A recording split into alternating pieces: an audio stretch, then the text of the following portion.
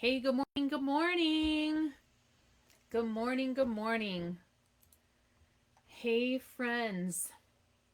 It is Monday morning, the time that I am recording this. If you watch it at a later time, obviously it will be um, not morning and potentially not Monday, but um, that's the time that it is now. I go live in here in this Facebook group um, every Monday um, because I want to share things that maybe you're not hearing out in the world, or I want to give you potentially a different perspective on things. And today I want to give you a little bit different perspective, hopefully, on goals.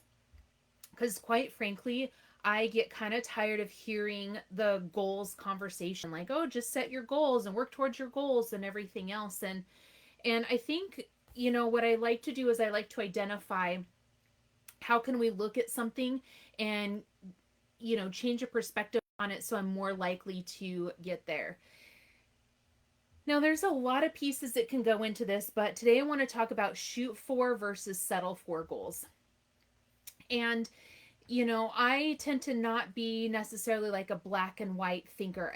There's gray area, there are reasons why things do or do not happen. I don't believe in excuses, but I do believe that there are reasons why things do or do not happen.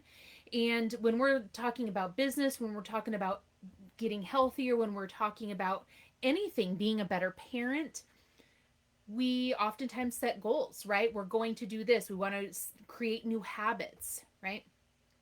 And so, um, again, I like this concept of shoot for and settle for goals. And so let's talk about what that means.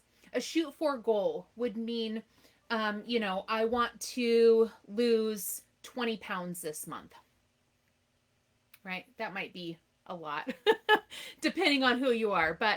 And then a settle for goal is, but I'm going to settle for 10, which means every action you take, all the things that you do, your steps going forward are going to be based on that 20. Um, but you're not going to stop until you reach that 10. Weight loss, that probably wasn't the best analogy to use. You generally don't want to lose 20 pounds in a month because that's not healthy, but you get what I'm saying, right?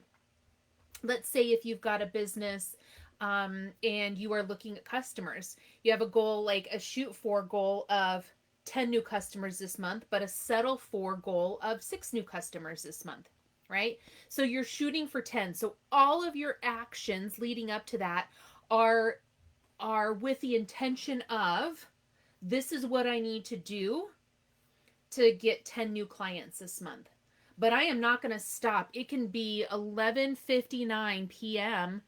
on the last day of the month, and I am not stopping until I have those 6. Right? What does this do? Number 1, it redefines what your goals are and why they're important. Number 2, it allows you to set yourself up for um, the right intention behind it, the intention behind your actions. I think it allows you to break things down in a way that isn't self deprecating, but is also honest with, okay, what do I need to do? And then your reflection period is, what did I actually do? What did I need to do versus what did I actually do? Right? And so, um, I like the shoot for and settle for goals because it gives us that little bit of gray area. What it also does, in the majority of the time, in my experience, is that once you hit that settle for goal, you it's like you're enthused and you're energized and you keep going until you hit that shoot for goal. Whereas when you set a normal goal of like, hey, just 10 customers, what happens? You hit the 10 and then you stop. I see this happen so much with people in business. Particularly happens with just when they set revenue goals. They stop. They think, oh, okay, I'm done. Shoot for and settle for changes the psychology behind the goal and behind your reasons for achieving it. So, uh, I hope that you will look at what you're working towards what you want in the next month, um, 3 months by the end of the year. And I hope that you write down some shoot for and settle for goals. um, I would love to know if this changed your perspective. Have you heard of this before? Have you tried it, and what did you find? Do you feel like you were more likely to hit your shoot for and settle for goals either or versus just setting a regular like standard goal the way that we've always done it? I would love to hear your thoughts and your perspective. What's worked, what hasn't worked. Um, you know, let me know. Let's share. Let's have a conversation about it. I'm certainly not here to be an expert on it. This is just my experience, what I use with a lot of my clients, because it does, again, in my experience, change the psychology behind it.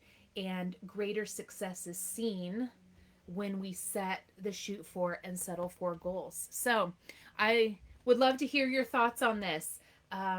So put them in the comments. Let me know. Hope you have a beautiful day. And we will be back next week. All right. Bye for now, friends.